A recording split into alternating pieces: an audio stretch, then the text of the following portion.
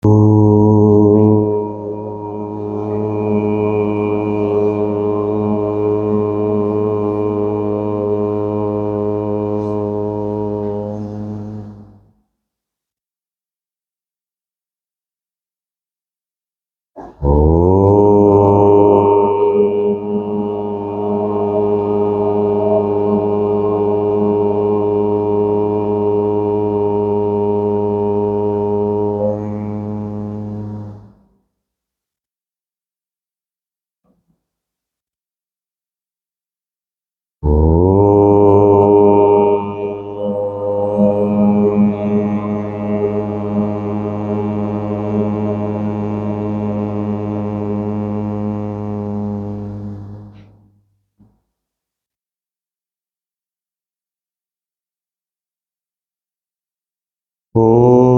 श्री गणेशाय नमः।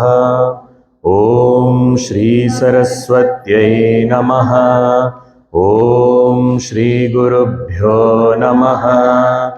ॐ समस्तजनकल्याणे निरतं करुणामयं नमामि चिन्मयं देवं सद्गुरुं ब्रह्मविद्वरम्। ॐ मूकं करोति वाचालं पङ्गुं लङ्घयते गिरिं यत्कृपातमहं वन्दे परमानन्दमाधवम्। ॐ भद्रं कर्णेभिः शृणुयाम देवाः भद्रं पश्येमाक्षभिर्यजत्राः स्थिरैरङ्गैस्तुष्टुवागुंसस्तनूभिः व्यशेम देवहितं यदायुः स्वस्ति न इन्द्रो वृद्धश्रवाः स्वस्ति नः पूषा विश्ववेदाः स्वस्ति नस्तार्क्ष्यो अरिष्टनेमिः स्वस्ति नो बृहस्पतिर्दधातु। ॐ शान्ति शान्ति शान्तिः। ॐ सदाशिवसमारम्भां शङ्कराचार्यमध्यमाम् अस्मदाचार्यपर्यन्तां वन्दे गुरुपरम्पराम्।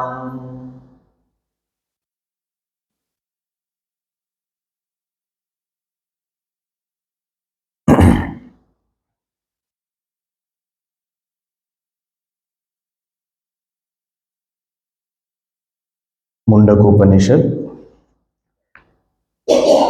the instruction of the Guru Angirasa to the disciple Shaunaka begins with informing that there are two types of knowledge, the lower and the higher. And the lower is all the words and meanings of all scriptures, the 4 Vedas and the 6 Vedangas. And the higher knowledge is defined as that which helps us gain, or through which the higher imperishable reality is gained, is attained. Yaya tad aksharam adhigamyate. What is that aksharam? That was indicated using various types of indicators. Certain indicators which were actually talking about the nature of that self, which is called in Sanskrit as Swarupa Lakshana. Some indicators which were indicating the same reality in association with something that is familiar or known, that is called Tatastha Lakshana. And the indicator that says what it is not, so that we eventually reach what it is. So that is called Atadvyavriti Lakshana. So these words were used, and the last one in that series where the Guru says that many great people, men of knowledge, men of discrimination, are seeing it, are experiencing it, have experienced it, and they have experienced it as Bhuta Yonim, the very cause of this creation. And how it can be the cause when there is nothing else? What kind of cause is it? And what kind of effect is this entire creation? So, to give us the understanding of the cause effect relationship and the nature of this cause, three examples were given. One of the spider, which brings out the web from itself independently without any other material cause and weaves this web, and when eventually the job is done, it takes it back, swallows the thing back also. The second example, to eliminate the motive and the effort involved in the spider's example, is the example of the earth from which the grass, plants, etc. grow, which is effortless. But here the limitation of the earth being an inert cause or substratum, to eliminate that, the third example of a living person who has hair growing on his head and the other parts of the body. So this Kesha Lomani. So these three examples have been indicated, taking their help. It is said same way, from the imperishable reality, this whole creation has emerged. So in this context, we understand that the efficient cause and the material cause of this entire universe is one and the same. There is no second. So when the efficient and material cause, in Sanskrit the terms are, efficient cause is called Nimitta Karana and material cause is called Upadana Karana. So this efficient and material cause, Nimitta Karana and Upadana Karana, when they are one and the same, it is called Abhinna. Bhinna means different, separate. Abhinna means they are one and the same. Abhinna Nimitta Upadana Karana. So when the efficient and material cause are one and the same, they are not different, then what is the effect like? So the example quoted in the scriptures is that of a dream, where the mind itself is the material cause and the efficient cause, and therefore the dream is just an appearance. But even if it is just an appearance, when the dream is experienced, it is experienced as real. So there is that sense of reality when it is there. Swakale satyavad bhati. When during the time of the dream, it appears real only. Only once we wake up, we understand it was just an appearance. So similarly, this entire creation, it is coming out of Abhinna Nimitta Upadana Karana. So the same cause is both efficient cause and material cause. With this understanding, we go ahead with what kind of creation, how did this creation come about? So the mantra that we read, the 8th mantra, we'll read that once more. Tapasa chiyate brahma tato namabhijayate annat prano manas satyam Loka karma suchamritam. So here we had seen the words tapasa chiyate brahma. Chiyate means swells, grows because of tapas. This Brahman grows because of tapas. So what is this tapas we are talking about? So here Gurudev has clarified, and same has been clarified by Bhagavan Adi Shankaracharya ji also. And the next mantra also clarifies that. And what is that? Tapas means concentrated, focused thinking. What kind of thinking will be involved here? There is no object of thought. There is nothing that has been created.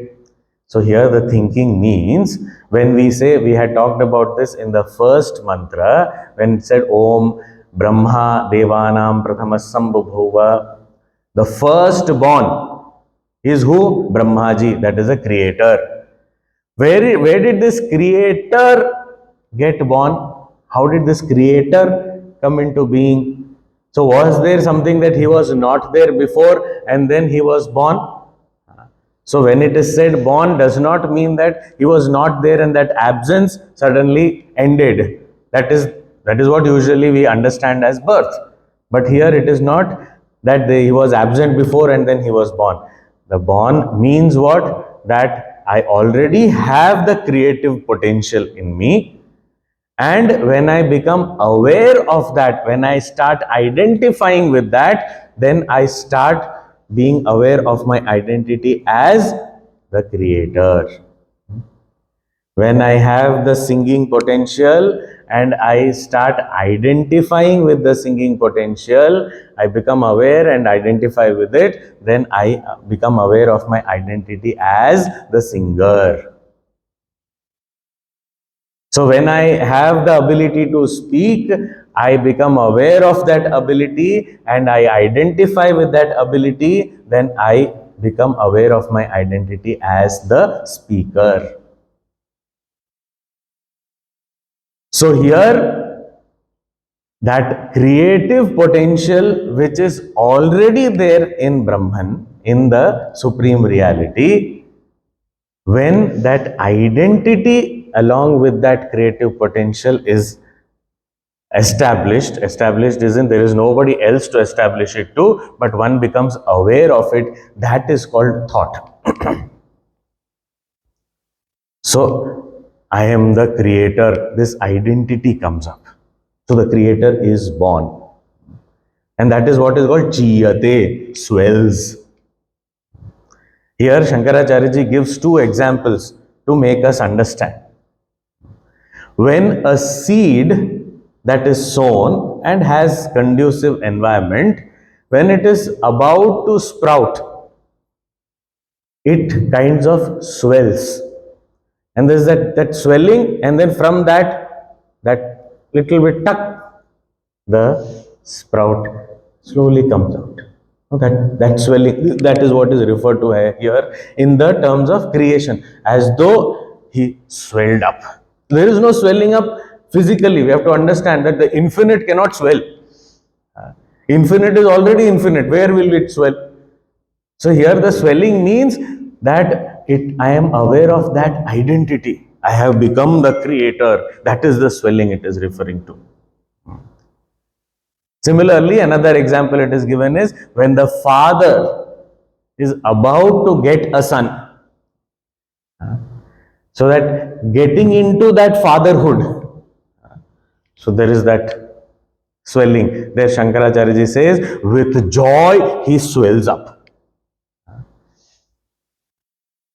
So tapasa chiyate brahma. And what is there behind this swelling up? Is there something tangible that is happening outside? No, it is just the thought.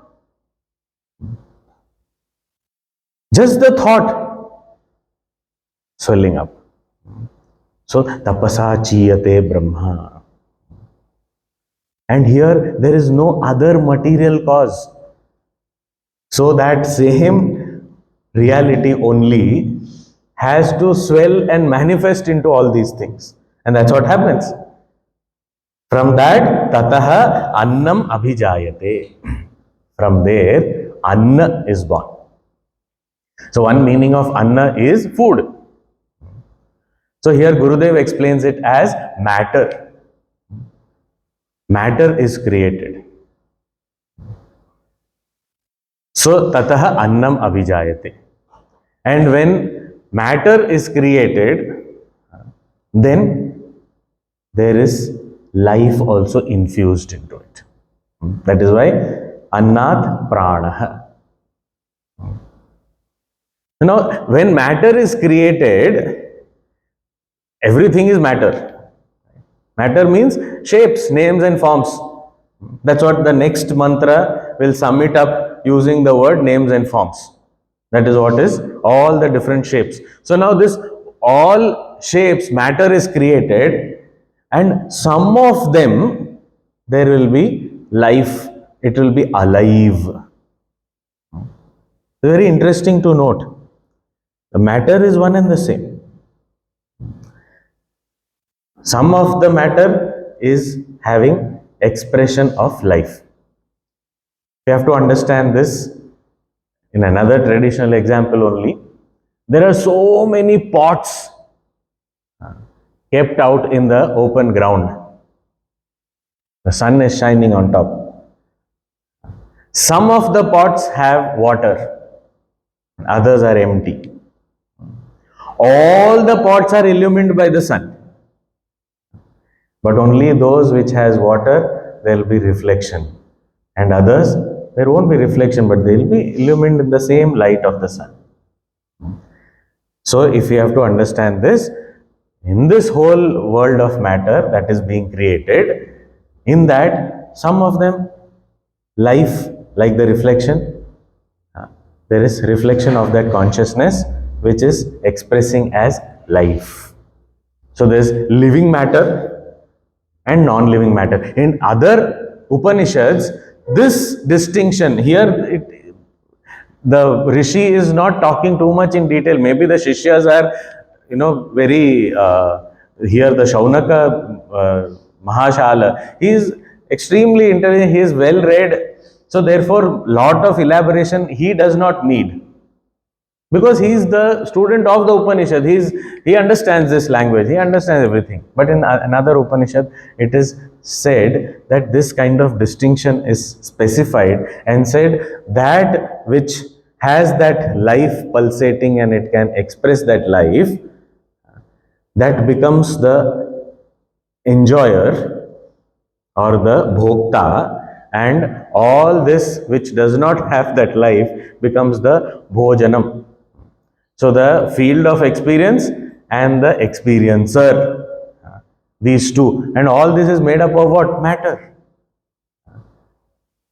If we think about it, this body minus life pulsating, what will it become? Food. What is this? It is food only. But when there is life, it becomes the eater of food. That's the only distinction. And that life is also what? That reflection of that same consciousness which has created this food also. So, annam, annat, pranaha. Life.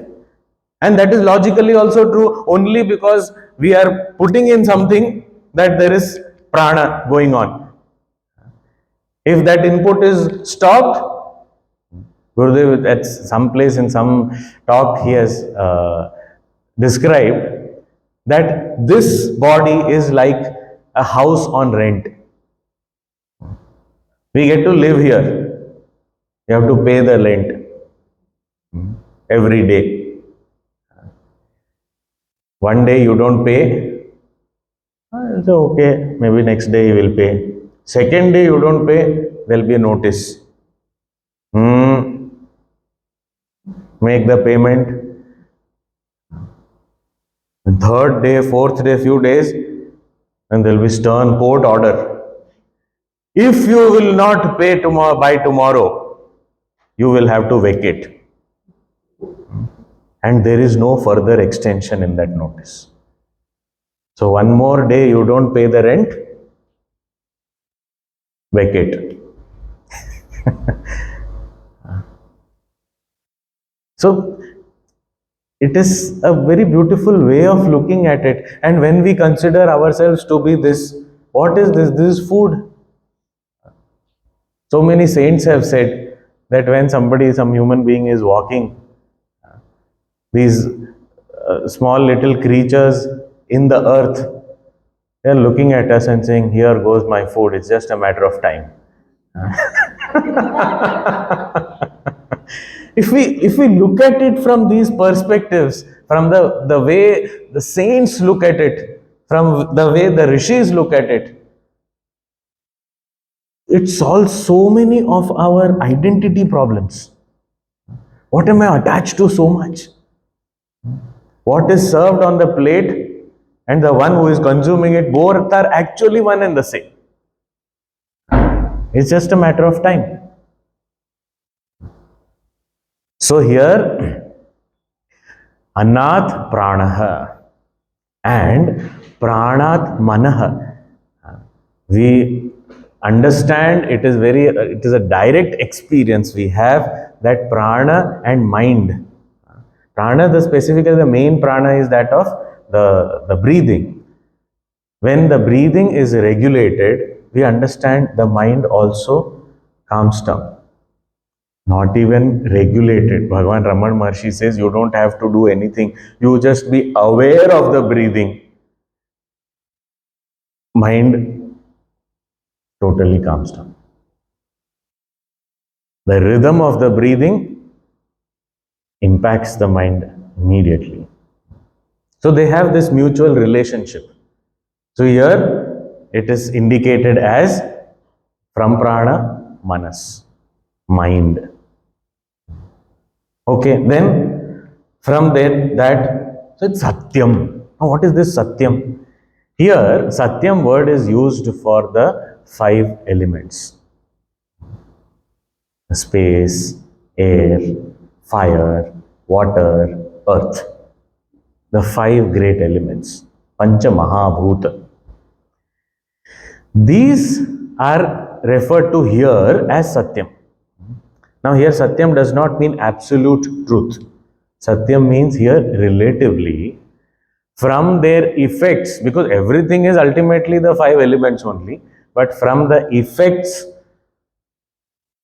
even if the specific names and forms disappear, but still the 5 elements are there for longer with respect to the specific names and forms. So therefore, being the cause of all names and forms, here the 5 elements are considered to be Satyam. But Satyam does not refer to the ultimate truth. Here it refers to only the 5 elements. And through those 5 elements, the modification of those 5 elements, the entire what we call as the various realms of experience called loka. Realms of experience. Lokaha does not mean the globe was created.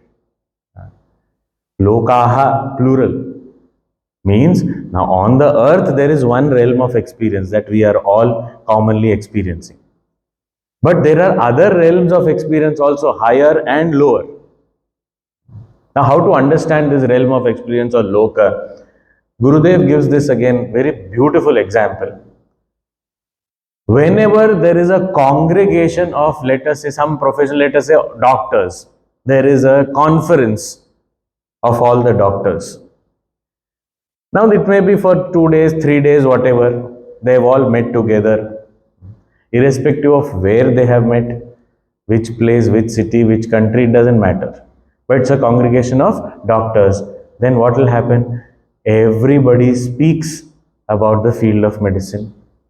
Everybody is talking about that same thing. All presentations are related to that.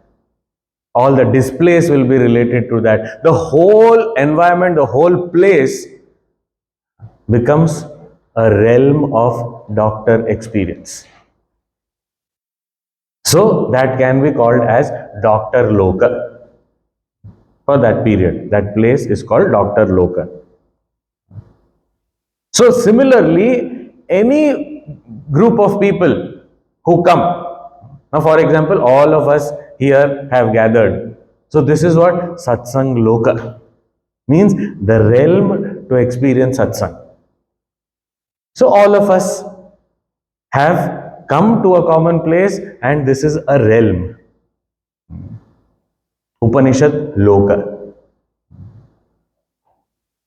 So similarly, all these various lokas, they are described in Puranas in great detail. Bhuloka, and then there are higher lokas and there are lower lokas.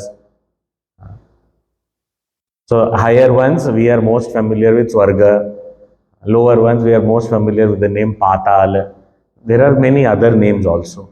But these lokas, all this was created. Okay, then after that, lokaha, then karma. Now in this loka, there are the individual beings we have to understand, which was referred to in the earlier words as pranaha, manaha, etc. So the individual being having the gross body and also the subtle body, that is the prana, manas, etc. Those individuals living, populating these lokas perform various actions. So those actions were also created.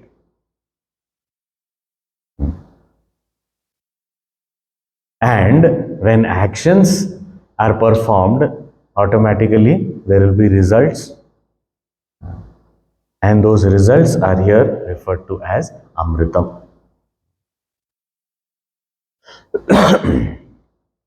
Even if we do not relate to this chronology, never mind. But we understand, what does creation consist of? It consists of all these things. But where does it begin is the most important point here. And what is the beginning point? Brahman. That is the most important point. We may know this mystic language of the Upanishads. We may sometimes are not able to relate to it. We find Puranas better. Okay, Brahmaji was there and then he started meditating and then he understood what this is and he created the earth and then he created the beings and then the beings said, now what should we do? Then he said that you just do this, and then he gave some people the propagation of knowledge, some people propagation of, populating the earth and progeny, etc. So all this way, and then dharma was established. So this language we can understand. But this is kind of, Gurudev explains, is a lot of broken language. Why? Because one reason is the Shishya is familiar with this, so no need of supplying too much of detail. And second is, the Guru is more keen to get to where he wants to lead the student.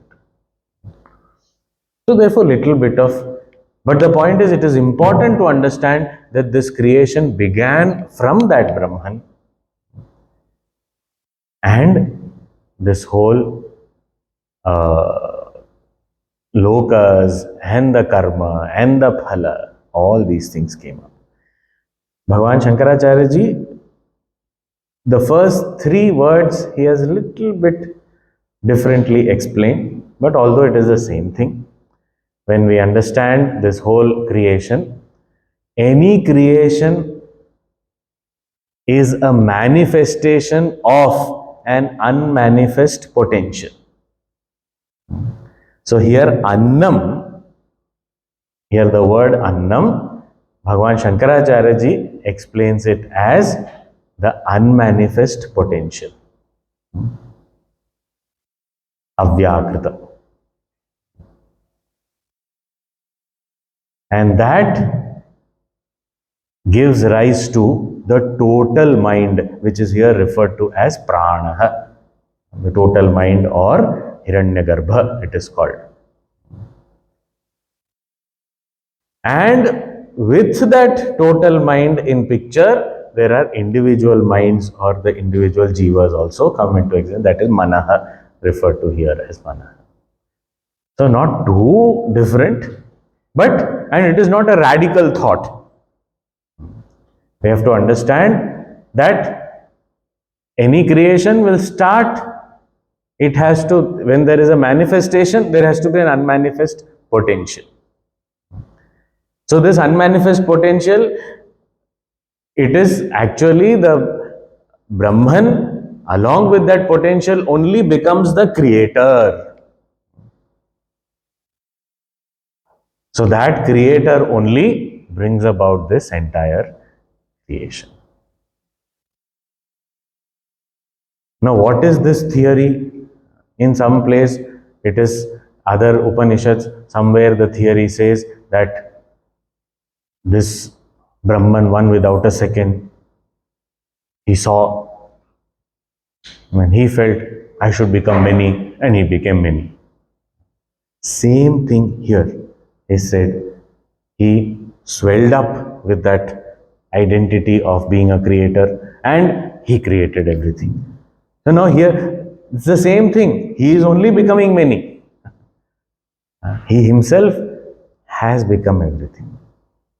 Because the efficient cause and the material cause is one and the same. There is nothing apart from him. One alone.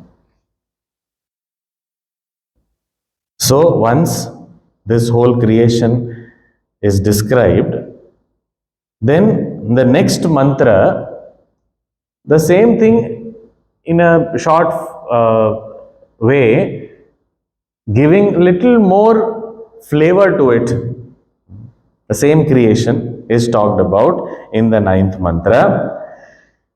Yas Sarvajna Sarvavid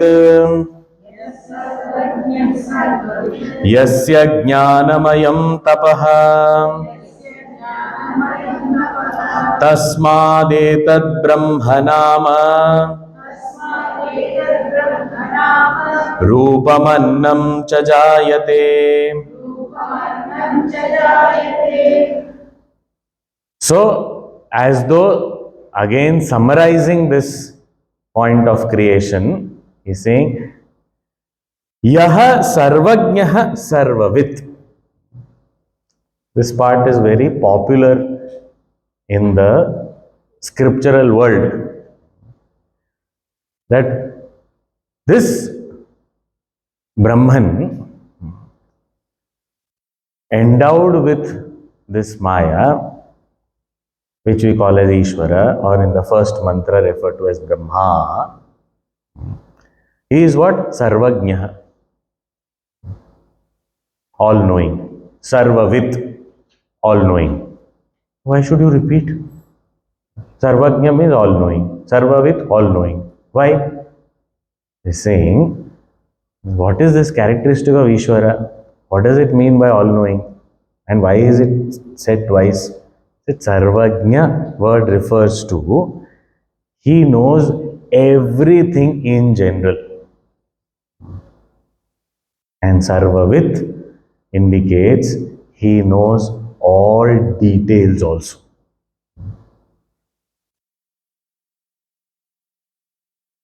So Ishwara is one who knows everything in general, and details means knows what is happening in the minds of every jiva. Oh, so he knows my thoughts, my darkest secrets. Yes, he is aware. Why? Because he is that consciousness which is illumining everything. So, Sarvajna, Sarvavid. So it's like when the sun rises. Due to that sunrise, the entire face of the earth is illumined, no doubt. But that sunrise reaches every home through the windows, doors, even the ventilators, even some hole, everywhere. It reaches every place. And it need not be just the beam of light. Even if there is no opening, the home is illumined by sunlight. It has reached every nook and corner. That is called in detail. He knows everything in general. He knows every detail of everything. So, yah sarvajna sarvavid. Who are you talking about? Who is this? Hare yasya jnanamayam tapaha. The one we talked about in the previous mantra as the one who thought, who did this tapas of focused thinking. That, and what kind of thinking is jnanamayam tapaha? Just that awareness of that being endowed with that creative potential and being that I am the creator, that itself is tapas. Yeah. That awareness, that one thought of identification with that infinite potential, that itself is tapas. Yasya jnanamayam tapaha. That is why deep, clear thinking is referred to in our scriptures as tapas. Yasya jnanamayam tapaha, that same Brahman is referred to here as Sarvajna, knower of everything in general, and Sarvavid, knower of everything specific. Yes, Sarvajna Sarvavid, yasya jnanamayam tapaha, tasmad etat brahma jayate. Jayate means is born. From that alone, this Brahma means this Brahmaji, this creator is born. Now you have to understand, now you said that Sarvajna Sarvavid, already he is born, then why are you saying that from that he is born? You have to understand, it is not like something was not there and is born. As soon as that awareness happens, then he is born. For example, when a mother delivers a child, often due to that pain and everything, or sometimes due to fatigue, the mother is unconscious or just resting. She doesn't even know sometimes. The whole family is celebrating, oh, the baby is born, this, that, everything is happening. And then after some time, when the mother comes back to senses and becomes aware of this child, then what happens? The mother is born. So does that mean she was not born before? She was born as the mother also she was born. But when she became aware of that child and the motherhood, mother is born. So that tataha tasmat etat brahma. So the one who is the all-knowing, the one whose austerity, tapas itself is the awareness, the knowledge, that right focused thinking, that same Brahman, from that only this is born, means this creator is born. And this creator eventually created everything. And what is everything here? Nama, Rupa, Annam, 3. Nama, Rupa, Annam means various names and forms. So various forms are created and each form is given a name. And Annam means nourishment for each of it. So Annam need not be only food that we consume as eating through the mouth. Annam could be referred to as, if there are eyes, it's a name and form. It's a form which has a name. Then there has to be color and form as its food. So this bhokta bhojya, this relationship is there all around. The same matter, it has become, one has become the experiencer, the other has become the field of experience. One is become the eater, the other is become the eaten. So there is this relationship between them. But it is all matter. So Nama, Rupa, Anna, Jayate. All this is born. So here in brief it is indicated, the previous mantra little more detail was given. So now with this, with these 9 mantras, this section of the Upanishad ends. Now what is this section? Now this Mundakopanishad, like every other scripture, also is divided into different chapters and sections. So this Mundakopanishad has 3 chapters, and these chapters are named as Mundaka. Why? Because Mundakopanishad. 3 Mundakas means 3 chapters. In each scripture, the chapters are named differently. It's the name of the chapter, but we have to understand that the chapters are 3 in number, and here in this Upanishad they are called as Mundaka. So 3 Mundakas, and each Mundaka has 2 sections. Section 1, Section 2. Sanskrit word is Khanda. So 3 Mundakas, and each Mundaka having 2 Khandas, 2 sections. So therefore, this whole Mundakopanishad has 6 sections. So the first section gets concluded with this mention of creation. So where did this begin from?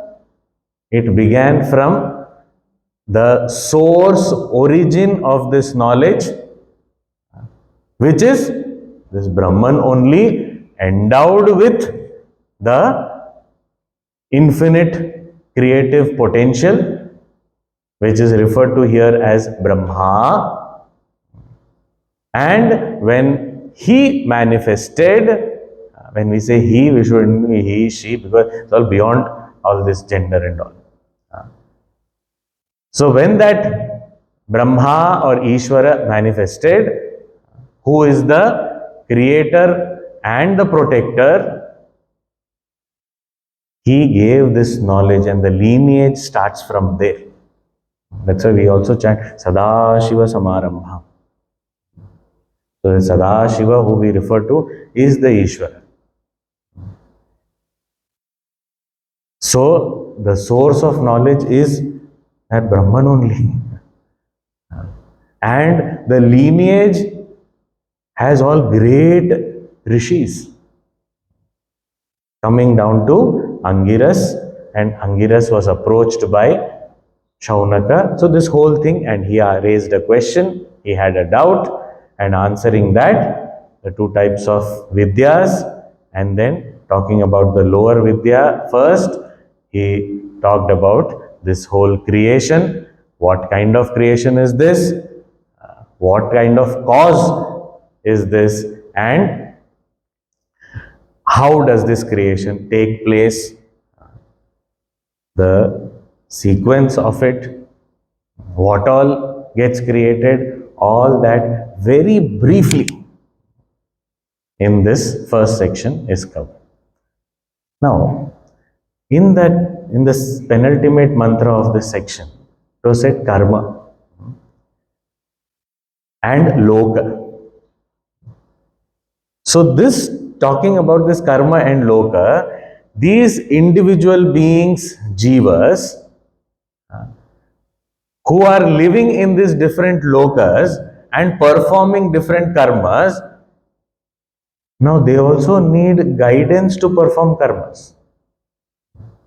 And these karmas are having some outcomes, which was indicated here as amritam, means its results, it's the fruits of action.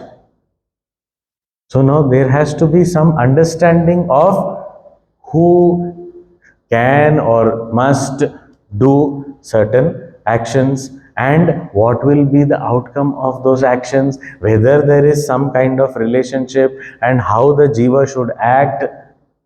All that is required, some understanding is needed. Who will give that understanding? This whole thing has come from Brahman. So if the whole thing, the source is that supreme reality, that Brahman only will have to educate on the knowledge also. And that knowledge is mentioned in the second section. You have to understand from the overall journey perspective, what is all this? We have to understand overall journey perspective. We are only roaming and revolving around the starting point to finally come back to the starting point. But this has certain. So now, after all, this is all an appearance. Why all this is required? We talked about this earlier also.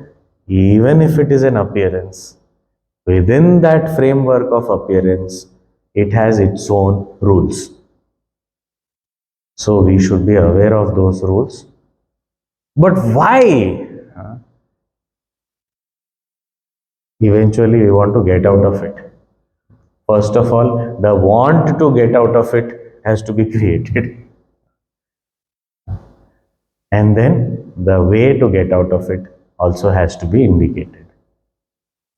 So only when we know what this is, will we get inspired to get out of it. Otherwise, a happy slave is the greatest enemy of freedom. Now we are happy. Okay, be happy. Many people come and ask, why should we study Upanishad? There is no need. Everything, my life is going on very well. I am happy. Why should I study? You are saying Upanishad will give you happiness. I am already happy. So we say, okay, don't study. There is no force. Nobody is saying that you must study. This is available. But at some point, we say, is this what life is all about? Is there nothing beyond this? Come, Upanishad. So till such time, nobody is going to need it. Okay, no need, no problem. We know that it is needed, but if right now you are not able to recognize this need, no problem. Nobody is going to force it down your throat. Enjoy. If you feel this is enjoyment, no problem. Which Rishi has told us that thou shalt read Upanishad? Many people have not even heard the word Upanishad. So, all this information is needed. Although it is just going round and round, but it is needed. It has its effect, it has its impact on the seeker. So we as seekers, when we study, because sometimes what happens, we say, see, the Upanishad, Brahman is the most important, everything else is all secondary. So then, we skip all these mantras. Let us go to Brahman again, it will come back, right? So let us go back there. What skip? Then what the impact that has to come about, the transformation that has to come about will never happen. We will carry a burden of information. Some more words, that's all. And what is this words? Lower knowledge, aparavidya. So it is only a burden. The real thing, yaya tadaksharam adhigamyate, for that to happen, this entire process is equally important. So the second section begins, we'll just see the first mantra. It's just that when we get aligned to this way of thinking, this way of presentation, then we say, wow, this is so beautiful. But till that time, we feel we are not able to understand what you said this, and then suddenly this is said, and that is why Guru is required. So we are eternally grateful to the entire Guru Parampara, especially Puja Gurudev, to give us this knowledge, to help us understand in a language that we all understand. So here the second section starts with Tadetat Satyam Mantreshu Karmani Kavayo Yani Apashyan Tani Tretayam Bahudha Santatani Tanyacharatha Niyatam Satyakamaha Eshavav Panthaha Sukritasya Loke. He says, here the Rishi is telling the disciple, say disciple means all of us, we are the disciple. Shaunaka has done us a great favor that he has represented us and raised this doubt. Now the knowledge, we are also listening. So here the teacher says, Tadetat Satyam. This is true. What is true? I am going to tell you whatever I am going to tell, that is true. So first understand. Now why first you have to say it is true? Because only then you will pay attention. Otherwise you will feel, this is just time pass he is doing. No, this is true. What is true? He says, Mantreshu karmani kavaiha yani apashyan. Kavayaha means those people, the far-sighted, wise people, Yani Apashyan, they saw something. And that is documented in various mantras. So in these mantras means the various verses in the Veda, in the Upanishad, these mantras, they have talked about karma, etc. Karmani. Many actions have been prescribed. Now, typically, when we say karma with respect to Veda, we have to understand it is rituals. Various types of rituals, but not ritualism. It is a kind of a guideline for action. That these are the kinds of things you must do. For example, every day a person who is initiated into Gayatri Mantra with the sacred thread, it is said that that person should do Sandhya Vandanam, that person should do Agni Hotram. So these are the types of things. Every day this must be practiced. How it should be done? And when we do this diligently for a long period of time, what will be its result? All that is given in the scriptures. So that is what is here indicated as Tad Etat Satyam. This is true. The entire science of action as laid down in the Veda is true. So in the various mantras, different types of actions which the great seers these things were revealed to them. Tani Tretayam Bahudha Santatani. And they are prescribed and they have been practiced. Tretayam. Now Tretayam has two meanings. One meaning is Tretayam means in the Treta Yuga. So when we have the calculation of time, in the ancient scriptures, the time units went on huge units of time. Now we know of second and minute and hour. Then that hour becomes day, day becomes week, month, year, then decade, century.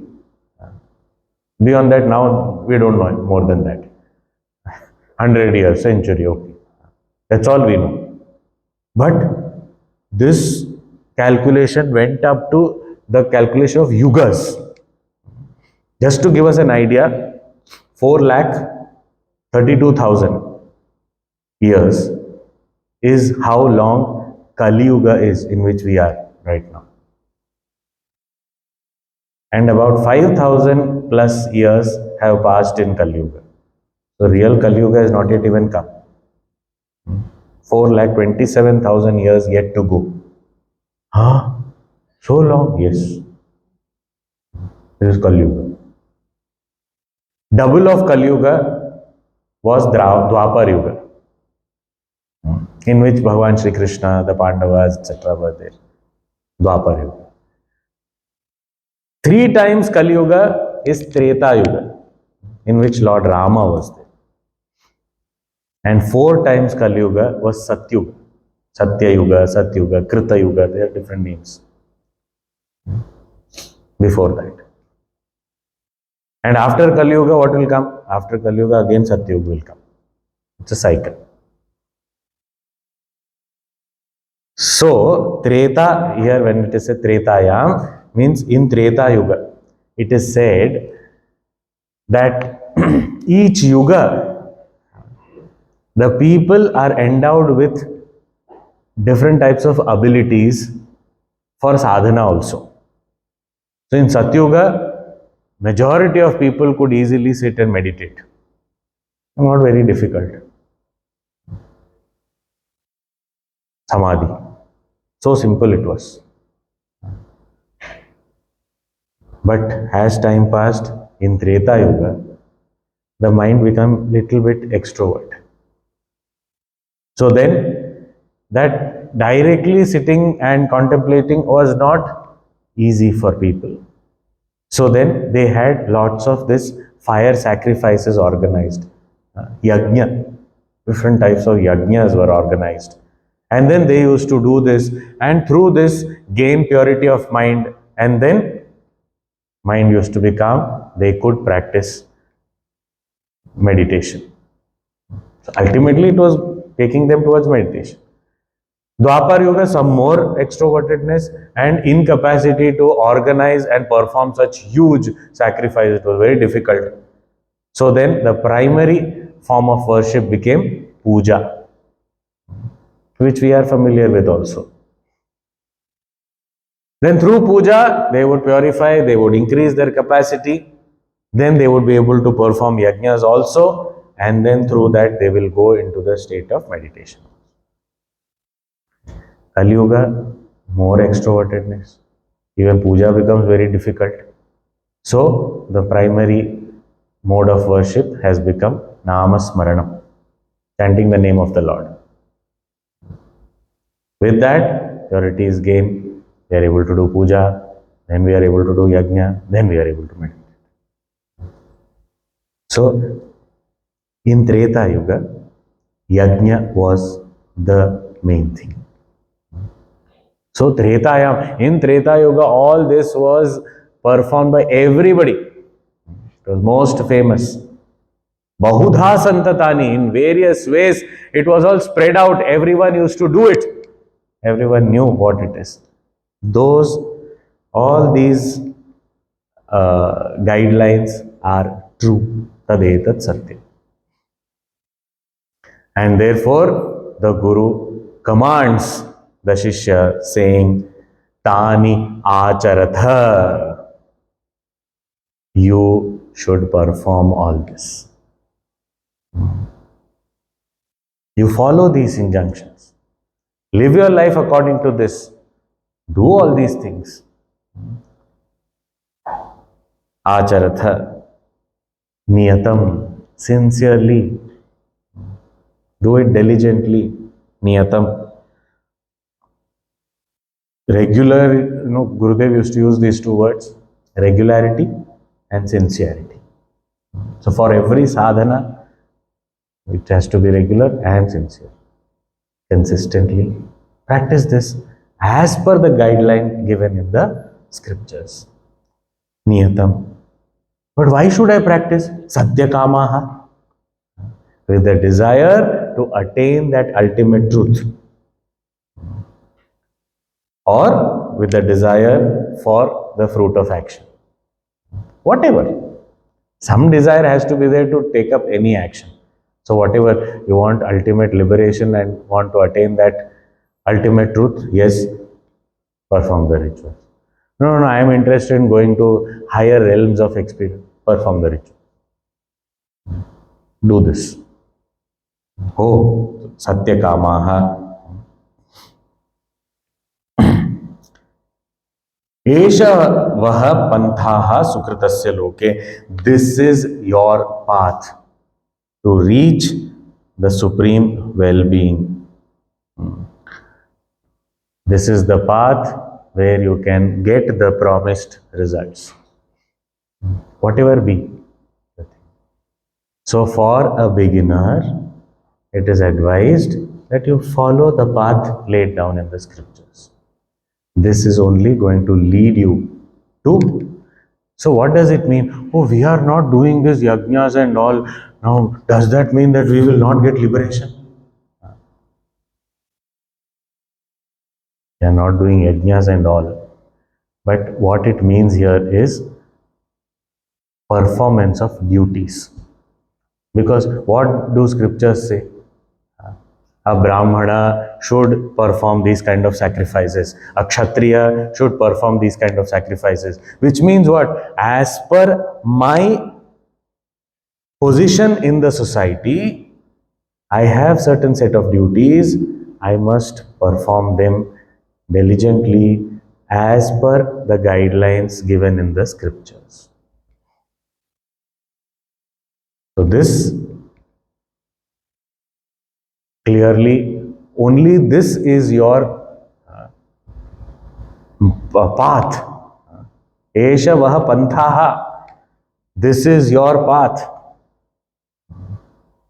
So very clearly, you have to follow and live life according to the scriptures. Guidelines are given, follow them. That's all. Then what will happen? How I should follow? What kind of things I should follow? All that will follow. So we'll see that. Om Purnamadah Purnamidam Purnat Purnamudachyate Purnasya Purnamadaya Purnameva Vashishyate. Om Shanti Shanti Shanti. Hari Om Shri Gurubhyo Namaha. Hari Om.